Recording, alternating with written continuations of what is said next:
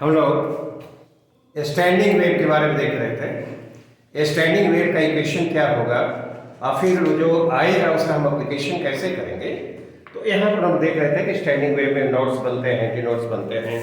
तो जो नोड्स बनते हैं उनके लिए डिस्प्लेसमेंट क्या होता है, यहाँ पर ये जीरो होता है। और मैक्सिमम जो डिस्प्लेसमेंट वाला पॉइंट है जिसके लिए एम्पलीट्यूड मैक्सिमम होगा वो क्या है, एंटी नोड। हम एक ऐसे स्ट्रिंग के ट्रांसवर्स वाइब्रेशन के बारे में बात करना चाहते हैं which is fixed at both ends। तो ठीक है, transverse vibration of the string fixed at both ends। ठीक, अब देखो ये स्ट्रिंग है, यह एंड और ये एंड फिक्स्ड है। ठीक है, स्ट्रिंग का लेंथ क्या है, n है और इसकी लीनियर मास डेंसिटी सिग्मा है। ठीक, सिंपलेस्ट मोड ऑफ वाइब्रेशन हम कंसीडर कर रहे हैं। तो जब सिंपलेस्ट मोड ऑफ वाइब्रेशन होगा तो the string will B vibrating in a single loop और फिक्स्ड एंड पर हमेशा ही नॉट बनता है। तो जब सिंपलेस्ट मोड में वाइब्रेशन करेगा सिंगल लूप में तो यहाँ पर ये क्या होगा, एंटी नोड होगा। तो will have a single anti node, anti node and at the fixed ends we always have nodes. अब देखो तो वेलोसिटी वेव की क्या होती है, v equal to root over t by sigma. ठीक है ना, ये देखो यहाँ पर हम लिखते हैं T क्या है, tension in the string, tension in the string. Velocity v root over t by sigma हम लोगों ने इसको देखा है। और एक चीज देख रहे हैं कि दो कंसेक्यूटिव नोड्स के बीच का जो सेपरेशन होता है वह लैम्डा होता है बाई 2, लैम्डा बाई 2। तो ये जो लेंथ है l वह क्या होगा, लैम्डा बाई 2। तो लैम्डा क्या आना चाहिए, 2l। क्या जो वेवलेंथ होगा that will be equal to 2 times the length of the string if the string is vibrating the simplest mode, और सिंपलेस्ट मोड में होगा द सिंगल लूप। ये सिंगल लूप का नाम है वाइब्रेशन। अच्छा बताओ तो यदि फ्रीक्वेंसी n1 हो, frequency is equal to n1, n1 lambda, क्या ये v लिखे? यस नहीं, तो n1 जो फ्रीक्वेंसी हुई वह क्या लिखेंगे, v बाई लैम्डा। अब इसको लिखना हो तो देखो ये लैम्डा की जगह क्या लिखेंगे, 2l और root over t by sigma. ये देखो इस फ्रीक्वेंसी को हम लोग फंडामेंटल फ्रीक्वेंसी कहते हैं। यदि कोई स्ट्रिंग फिक्स्ड है both end at the both ends तो उसकी जो फंडामेंटल फ्रीक्वेंसी होगी उसको लिखेंगे 1/2 root over t by sigma. तो इसको हम लोग क्या कहते हैं, this frequency is called the fundamental frequency.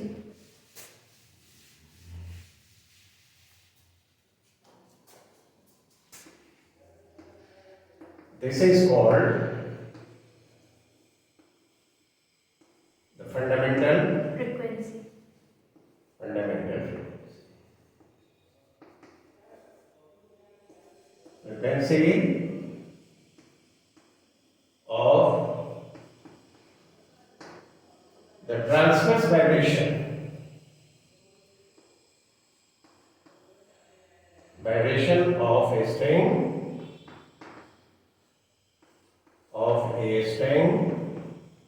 Fixed at both ends. Fixed at both ends. ठीक है, इस रिजल्ट को लोगों को याद रखना है। अब देखते हैं कि सेकंड मोड ऑफ वाइब्रेशन जो होगा वह कैसा होगा, उसमें फ्रीक्वेंसी क्या है।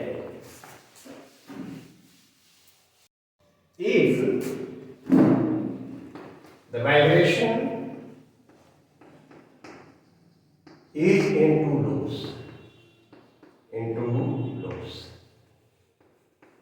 ठीक है ना, यदि वाइब्रेशन 2 लूप्स में हो तब सिचुएशन क्या होगा, उसकी फ्रीक्वेंसी क्या होगी। तो देखो ये string fixed at both ends,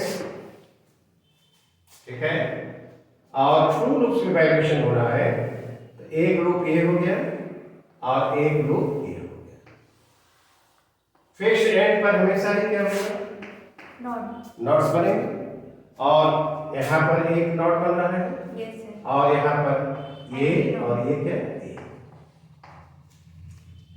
तो यदि if the vibration is in to loops, तो इसमें टू लूप्स जो बनेगा, तो ये बताओ तो नोट्स कितने हैं? 3 और एंटी नोट्स 2.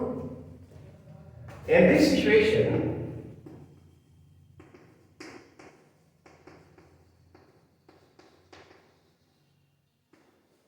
We have 3 क्या notes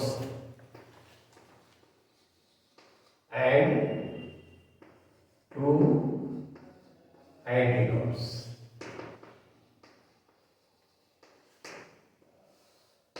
यदि स्ट्रिंग का वाइब्रेशन 2 लूप्स में हो रहा है तो फिक्स्ड एंड पर तो नोट्स बनेंगे, Yes. मिडिल में एक बनता है और उसके बाद 2 क्या होंगे? Antinodes. अब बताओ तो यहां से यहां तक जो होगा λ/2 Yes. और यहां से यहां तक λ/2, λ/2. तो लेंथ ऑफ द स्ट्रिंग जो आएगा, length of the string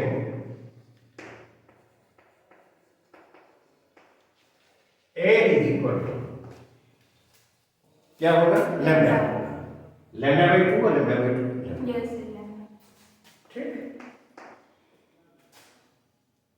frequency हम लिखें N2, तो ये क्या होगा? V/λ। Yes, sir. नहीं, हाँ. तो लैम्डा की जगह क्या लिखा हमने? L। L. अभी की जगह क्या लिखा? T/sigma. हाँ, T/sigma। क्या कैसा होगा? और इसको यदि लिखना चाहे तो 2/2 लिख सकते हो कि नहीं?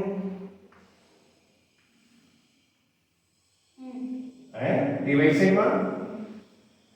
ये 2 टाइम्स N1 लिख सकते हैं। Yes, sir. ये जो इसको हम लोग कहेंगे frequency of the second harmonic. Yes, sir. इसको क्या कहते हैं? Frequency of the second harmonic. This is called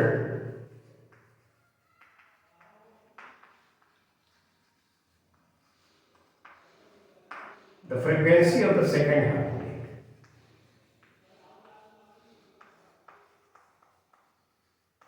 second harmonic है ना?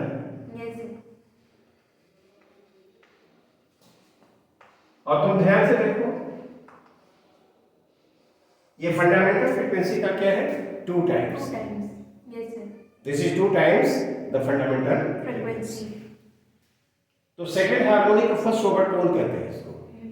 यदि फर्स्ट ओवरटोन कहना तो इसका नाम फर्स्ट ओवरटोन भी होता है। This is also called frequency of the first overtone. This is also called frequency of the first overtone.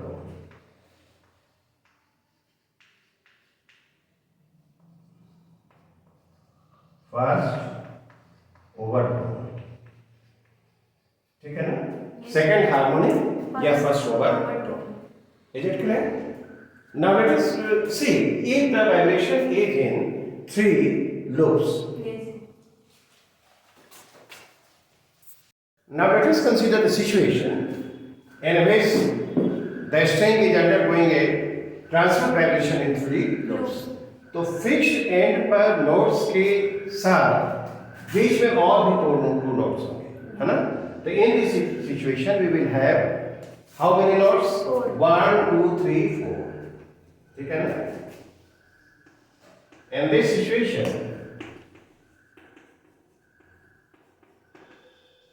We obtain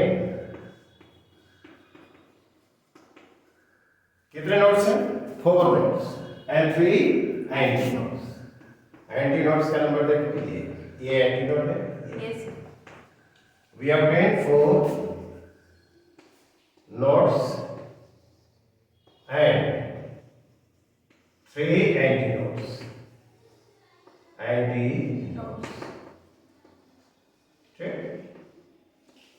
okay? Yes, sir. String की जो लंबाई होगी, length L, length of the string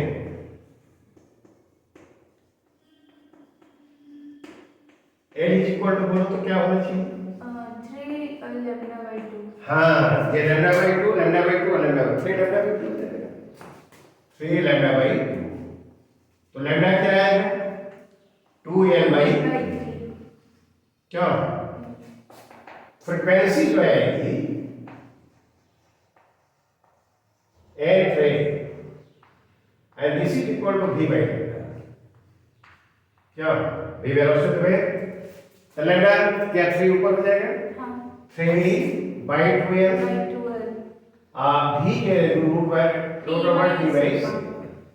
क्या ऐसे लिख सकते हैं नहीं, 1 by 2l root over t by sigma that is equal to n1। तो ये 3 टाइम्स n1 होगा। हाँ ये जो this is called frequency of the third harmonic, क्या कहते हैं इसको? फ्रीक्वेंसी ऑफ हाँ, this is called the frequency of the third harmonic. This is called the frequency of the third harmonic।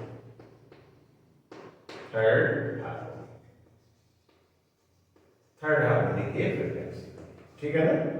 और थर्ड हार्मोनिक तो उसके करस्पॉन्डिंग ओवरटोन सेकंड ओवरटोन और second overtone এটা भी याद रखना है। थर्ड हार्मोनिक होगा तो देखो हमने यह पाया कि जितने भी हायर हार्मोनिक्स होंगे they will be integral multiple of the fundamental frequency, ठीक है ना। इसमें क्या होगा, all the higher harmonics will have frequencies of the fundamental frequency. All the higher harmonics, all the higher harmonics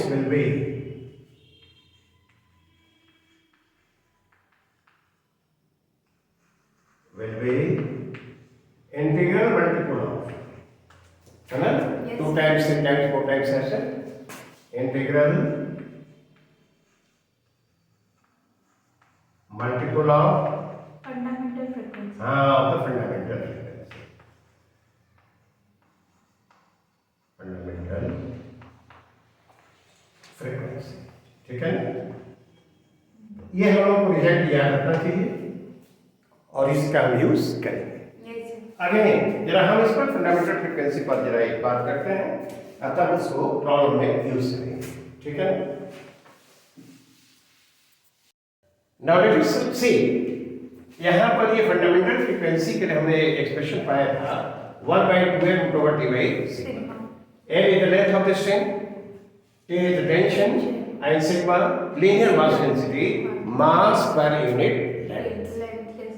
यदि स्ट्रिंग के लिए हम लिखें कि डेंसिटी रो है तो देखो इसका वॉल्यूम जो होगा क्या होगा, pi are square l, l length है और जो क्रॉस सेक्शन है उसका रेडियस आर है, तो ये इस स्ट्रिंग का जो वॉल्यूम होगा पाई आर स्क्वायर एल होगा और डेंसिटी से मल्टीप्लाई करो तो क्या उसका मास हो गया, नहीं, और सिग्मा इसके लिए मास पर यूनिट लेंथ है तो वह सिग्मा एल भी लिख सकते हो या एल सिग्मा लिखते हैं, ठीक है कि नहीं। एल से कैंसिल करो तो सिग्मा जो होगा वह क्या होगा, पाई आर स्क्वायर रो, क्या नहीं, जो लीनियर मास डेंसिटी है that will be pi are square. तो फंडामेंटल फ्रीक्वेंसी हम लिखेंगे, फंडामेंटल फ्रीक्वेंसी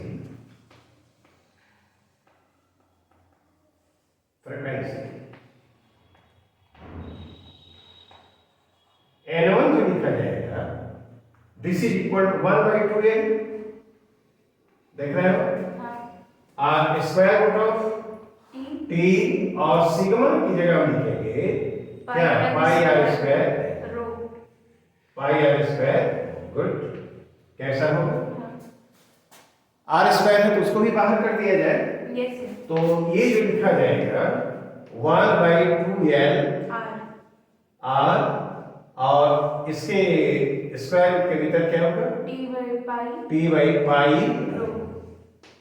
ये N1 जो फंडामेंटल फ्रीक्वेंसी हुई, क्या इतना लिख सकते हो तो? नहीं,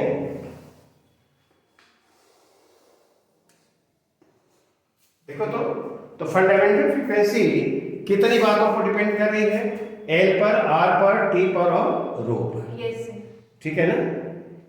ये जो फंडामेंटल फ्रीक्वेंसी है of the transverse vibration of the string fish at both ends depends on four things. कौन कौन? Length of the string, radius of the cross section, T tension और रो टेंसिटी। और कैसे डिपेंड कर रही है तो देख रहे हो, क्या यह एल के इनवर्सली प्रोपोर्शनल है? Yes sir. आर के इनवर्सली प्रोपोर्शनल है, टेंशन के स्क्वायर रूट के डायरेक्टली प्रोपोर्शनल है और रो के स्क्वायर रूट के इनवर्सली प्रोपोर्शनल है। इसमें चार बातें हो गई और ये चार बातें क्या इस रिजल्ट से हम जान सकते हैं। अब देखते हैं कि जो हमारे लिए रिलेशन आया है उसको प्रॉब्लम हम कैसे यूज करते हैं, ठीक है कि नहीं? उसका एक प्रॉब्लम पर जरा बात करते हैं। Now let us see this arrangement, है ना? फंडामेंटल फ्रीक्वेंसी के लिए हम लोगों ने एक्सप्रेशन जो पाया है n1 = 1/2 LR root over t by pi. ये L क्या है? लेंथ ऑफ द स्ट्रिंग है। R क्या है? Radius of the cross section, T tension और क्या है? इस अरेंजमेंट में देखो एक स्ट्रिंग है which is passing over a smooth and light, और इसके दूसरे एंड पर हमने एक ब्लॉक अटैच कर दिया है just to produce tension. The tension through of the string will be the same, ठीक? यहाँ पर दो ब्रिजेज हमने रखे हैं ए बी। तो जो स्ट्रिंग है उसके तीन सेगमेंट्स हो गए, 1 2 एंड 3, ठीक है? और इसकी और ट्रांसवर्स वाइब्रेशन हो रहा है तो ये एंड इसका फिक्स होगा, ये एंड फिक्स हो जाएगा, ये फिक्स हो जाएगा। तो यहाँ पर जो इसका L1 है, इसका L2 है, इसका L3 है, तो ये जो पूरी स्ट्रिंग यहाँ से यहाँ तक की जो लेंथ है उसका 110 सेंटीमीटर दिया हुआ है। कहता है कि जो फंडामेंटल फ्रीक्वेंसी है 3 सेगमेंट्स का, उसका जो रेशियो है 1:2:3, ठीक है ना? तो इसमें through out the string tension तो सेम हो गया नहीं? इस स्ट्रिंग के लिए पूरे के लिए ये जो डेंसिटी वो भी सेम हो गई और आर भी सेम हो गया। तो जो केवल इसमें वेरी क्या कर रहा है तो एल। यस वेरी क्या कर रहा है? एल। तो जो फ्रीक्वेंसी फंडामेंटल फ्रीक्वेंसी एन जो होगी मान लिखा जाए तो क्या 1/l के अनुसार वेरी करेगा और सारी चीजें तो फिक्स। यस आर फिक्स हो गया, टी फिक्स हो गया और फिक्स हो गया। तो केवल एन जो होगा 1/l के अनुसार वेरी करेगा। अब इसको तुम लोग इस पार्ट को मान लो कि यह L1 इसका है, इसका क्या है? L1 लिख देते हैं, ये L2 लिख देते हैं, ये L3 लिख देते हैं, क्या? यस ऐसे लिखिए। तो ये बताओ L1 L2 और L3 का जो सम होगा क्या 110 हो जाएगा? That will be equal to the total length of the string. तो L1 plus L2 plus L3 this is equal to 110 centimetre, ठीक है ना? Yes L1 plus L2 plus L3 is equal to 110 centimetre. एक चीज होगी। और उसके बाद देखो तो ये जो ऐसे दिया हुआ तो यहाँ पर N और L का जो प्रोडक्ट होगा N L, ये तो कांस्टेंट हो जाएगा मालूम कि L1 लेंथ L1 इसकी कॉरेस्पॉन्डिंग फंडामेंटल फ्रीक्वेंसी क्या है? तो यह N2 और L3 I इक्वल टू क्या होगा? अच्छा ये बताओ तो L1 हमको लिखना हो तो क्या लिखेंगे? L1 लिखना है यहाँ पर L1 तो K/L1 हो जाएगा। क्या L2 लिखना हो तो क्या लिखोगे? N2 हो जाएगा। फिर L3 लिखना होगा तो क्या लिखोगे? K/N3। कैसा होगा? अच्छा अब इसको जरा देखिए तो L1 प्लस L2, तो ये जो L1 plus L2 plus L3 ये जो हम लोगों को क्या मिल जाएगा? L1 plus L2 plus L3 नहीं, और K इतना तो K को बाहर कर दो 1/L1 plus 1/L2 plus 1/N3 1/L3 लिख सकते हैं ना? और ये 110 आएगा और K हुआ। अब A देखो, यदि फंडामेंटल फ्रीक्वेंसी को हम लोग एन कहें, यहाँ पर एन इनटू, तो ये क्या होगा, यह एन यदि है, ठीक है ना, n1, और ये क्या होगा, ये 2n हो जाएगा, और यह क्या होगा, 3n होना चाहिए। क्या नहीं, यदि ये n है तो इसको क्या होना चाहिए, 2n, और उसको क्या होना चाहिए, 3n होना चाहिए। तो ये कितना आ जाएगा, ये ऊपर जोड़ो तो इसका एलसीएम क्या हो जाएगा, 11/6 है। ये 6 हो जाएगा, तो 11 बाई क्या होगा, 6n हो जाएगा, तो 11k/6n, तो कैसे k मिल जाएगा, हाँ k कितना हो जाएगा बोलो तो, 10, 60n यहाँ पर हमको लिखना है, k = 60n। हाँ, तो यहाँ पर ये k लिखना होगा, तो यहाँ पर इसको ऐसे रहेगा, 60 को n हो जाएगा ना, 60n 60n हो जाएगा, राइट, k = 60n। k का वैल्यू निकाल दिया हमने, हाँ पर ये तो इतना करने की कोई जरूरत रहती नहीं है, ये तो हम लोगों ने डिटेल कैलकुलेशन किया है। यस तो हमको देखो सेपरेशन बिटवीन द टू ये लेना है, L2 निकालना है, तो L2 कितने बराबर होगा, L2 सेपरेशन बिटवीन द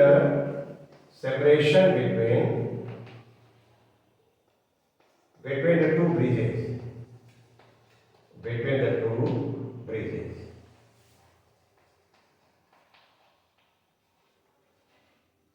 लकड़ी का ट्रायंगुलर ही होता है, ऐसे बना हुआ, उसको ब्रिज बोलते हैं ऐसे। तो ये बताओ तो L2 इक्वल टू क्या होगा, k/n2 k/n2 नहीं,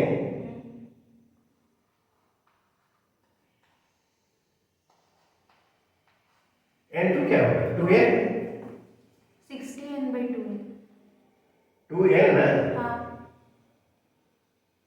n, ये तो 60n k/n कितना है, k/n ये, अच्छा k 60n है, तो k/n ही हम रख देते हैं वैसे, ठीक है, तो k क्या 60n है, तो 30n है, हाँ 30 आएगा 60n/2, ये 30n है, 30 सेंटीमीटर, k/n है, यहाँ पर लिख देते हैं हम लोग k/n, तो k/n आता, तो ये कितना हो जाता है, 60 आता, तो k/n 60 है, और k/n 2 है, तो ये 30 सेंटीमीटर होगा। तो दोनों ब्रिजेस के बीच का सेपरेशन क्या होना चाहिए, 30 सेंटीमीटर होना चाहिए, है ना। इसमें हमने केवल यही देखा है कि इस प्रॉब्लम में क्या है, t फिक्स्ड है, ρ फिक्स्ड है, और r भी फिक्स्ड है, वैरी कौन कर रहे हैं, केवल है। तो जो फ्रीक्वेंसी फंडामेंटल फ्रीक्वेंसी होगी वह 1/n के अनुसार वेरी करेंगे। That is proportional to, inversely proportional to the length. Yes और ये फ्रीक्वेंसीज का ये रेशियो दिया हुआ है 1:2:3, और लेंथ दिया हुआ, तो हम जान सकते हैं कि यह क्या होगा, यह क्या होगा, वो भी जान जाएंगे, लेकिन हमसे पूछा गया है कि जो ब्रिजेज ए बी हैं उनके बीच का सेपरेशन क्या। I think this is clear. Now let us consider another problem. Let us see this problem. Very interesting. पहले वाले प्रॉब्लम में तो केवल लेंथ चेंज कर रहा था, और उसमें और सारी चीजें, टेंशन है, रो है, आर है, कुछ फिक्स था। अब इस प्रॉब्लम में हम देखते हैं कि एक स्ट्रिंग है, देख रहे हैं ना, और इसके दूसरे एंड पर एक ब्लॉक को हमने अटैच कर दिया है just to produce tension in the string. This string is passing over a pulley which is smooth and light. Yes ठीक, जब यह ब्लॉक एयर में है तो कह रहा है कि the fundamental frequency of the transverse vibration of the string resonate with this tuning fork. इसका मतलब हुआ कि इसकी जो फंडामेंटल फ्रीक्वेंसी है वह ट्यूनिंग फॉर्क की फ्रीक्वेंसी के इक्वल है। फिर कहता है कि इस ब्लॉक को हम वाटर में इमर्स कर देते हैं completely, and the length of the string is reduced by 20%। तब हमसे कह रहा था कि again the fundamental frequency resonates with the tuning fork. तब हमसे पूछा जा रहा है कि इस ब्लॉक की स्पेसिफिक ग्रेविटी क्या है। स्पेसिफिक ग्रेविटी का मतलब density divided by density of water, वह क्या होना चाहिए। तो इसमें हम देखेंगे जब ब्लॉक को तुम इसमें डुबा देते हो, इमर्स कर दोगे, तो टेंशन रिड्यूस कर जाएगा, माने टेंशन चेंज कर जाएगा। तो और लेंथ को तुमने चेंज किया है, 20% रिड्यूस कर दिया है। तो अब इस प्रॉब्लम में टेंशन भी चेंज कर रहा है और लेंथ भी चेंज कर रहा है। तब यहाँ पर हम देखेंगे कि ए जो हमारे पास है फंडामेंटल फ्रीक्वेंसी, वह कितने के बराबर है? 1/2L ऐसे लिख देते हैं, √T/सिग्मा। क्या ऐसे लिख सकते हैं? सिग्मा के टर्म में लिखना हो तो T टेंशन होगा और सिग्मा क्या है? मास पर यूनिट लेंथ। तो इसमें सिग्मा तो फिक्स्ड है, 2 फिक्स्ड है, L चेंज कर रहा है और T चेंज कर रहा है। तो ये फंडामेंटल फ्रीक्वेंसी N1 लिख दिया, ठीक है ना? और N1 डैश जब एयर में है तब फ्रीक्वेंसी है, ठीक है ना? जब इसको तुमने वाटर में इमर्स कर दिया है पूरा और लेंथ को 20% रिड्यूस कर दिया है, तो 1/2L डैश ये चेंज कर दिया है लेंथ, ठीक है ना? और टेंशन भी चेंज कर दिया है, T डैश हो गया बाय सिग्मा। अब बाई सिग्मा। तो ये फ्रीक्वेंसी N1 डैश होगी। तो ये जो फ्रीक्वेंसी है वो भी इसके साथ रेजोनेट कर रही है और ये फ्रीक्वेंसी भी इसके साथ रेजोनेट कर रही है। N1 भी रेजोनेट कर रहा है इसके साथ, ट्यूनिंग फॉर्क के साथ, और N1 डैश भी। और जब दोनों इसके साथ रेजोनेट कर रहे हैं तो इसका मतलब कि दोनों इसकी फ्रीक्वेंसी के इक्वल है। Yes sir. तो जब यह फ्रीक्वेंसी भी इसकी इक्वल है, यह फ्रीक्वेंसी भी इसकी इक्वल है, तो इसका मतलब कि N1 = N1 dash. Here N1 जो हुआ वह क्या होगा? N1 डैश, ठीक है ना? जब ऐसा होगा तो देखो तो 1/2L हम लिखे क्या? √T/सिग्मा and this is equal to 1/2L dash और square root of T dash by sigma नहीं। Yes sir. तो इसको यदि हम लिखना चाहें तो सिग्मा सिग्मा तो कैंसिल हो गया, 2 कैंसिल हो गया, तो L dash by L लिख सकते हैं हम लोग। L dash by L I root over क्या होगा? ये T dash by बोलो T कैसे लिख सकते हैं? तो L dash by L का स्क्वायर यदि लिखो तो यह क्या होगा? T dash by T। हाँ, T dash by T। क्या ये होगा?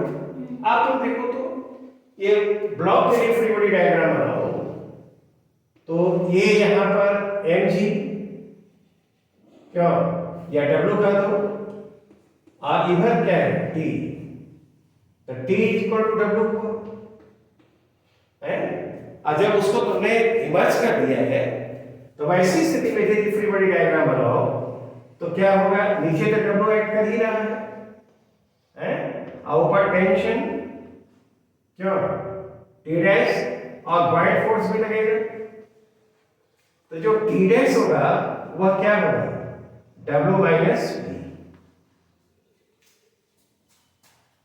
ये T = W और T dash = W minus V क्या? तो इसमें हम लोग रख सकते हैं इसको।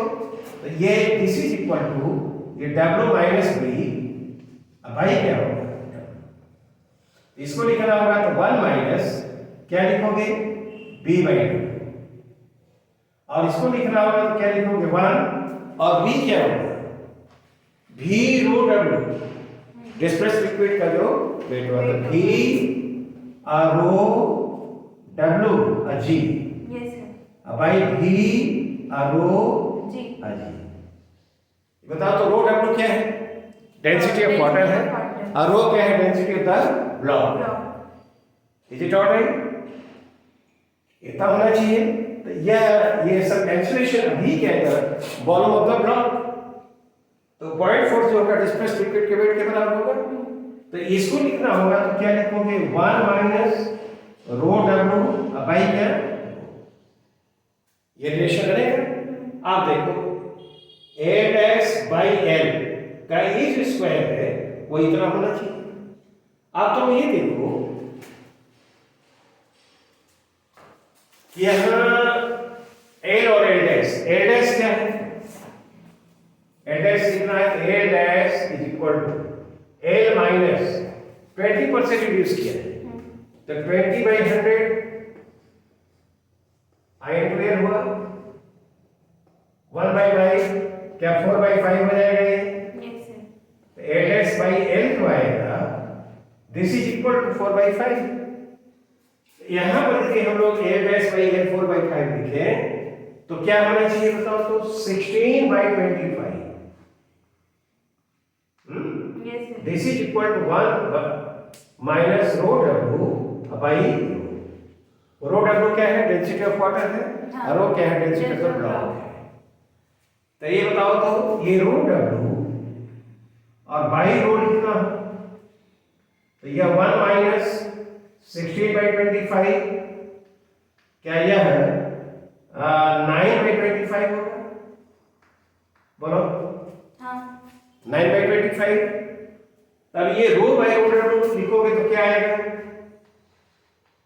25/9. हाँ 25/9 और इसी को हम लोग रो एस कहते हैं density divided by density of water that is called specific gravity तो ये जो रो एस तुम देख रहे हो कुछ और नहीं यह क्या है specific gravity of the block. हाँ स्पेसिफिक ग्रेविटी ऑफ द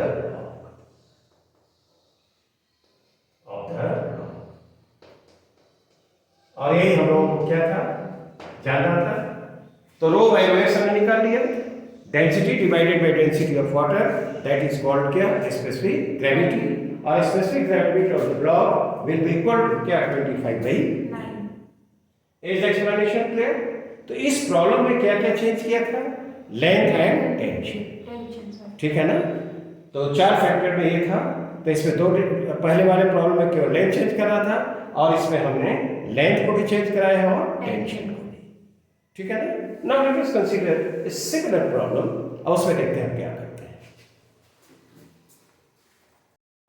अच्छा इसको अभी हम यहीं पर छोड़ देते हैं इस पर और अच्छे प्रॉब्लम्स हैं उनको हम लोग करेंगे नेक्स्ट Class.